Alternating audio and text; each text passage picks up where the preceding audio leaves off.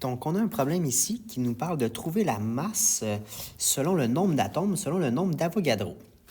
Donc, la première des choses, c'est toujours d'aller chercher l'équivalence. Donc, aller regarder, dans le fond, une mole, on le sait, ça vaut toujours notre 6,02 par 10 à la 23. Ça, c'est notre standard, ça ne changera jamais.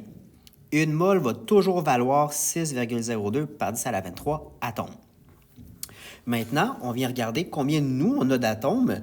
On a en ce moment 3,01 par 10 à la 23 atomes. Ce qui veut dire, lorsqu'on fait notre règle de 3, donc dans ce sens-ci, on vient calculer ce calcul ici, on obtient 0,5 mol. C'est assez évident, là, on a vraiment la moitié ici. Donc, ce que ça veut dire, c'est que pour l'instant, on utilise une demi-mole de notre produit, de notre soluté, peu importe là, où on est rendu dans notre expérience. Une fois que ça c'est déterminé, la deuxième chose à venir faire, c'est vraiment d'aller trouver la masse molaire. Pour ça, je n'ai pas le choix, je vais aller chercher mon tableau périodique. Je vais aller chercher l'atome dont on me parle et je vais aller voir un atome pèse combien.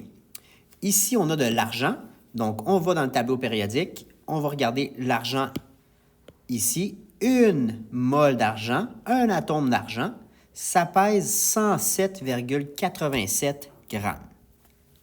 Donc, avec ces deux informations-là, on a pratiquement terminé. On vient maintenant calculer la masse finale.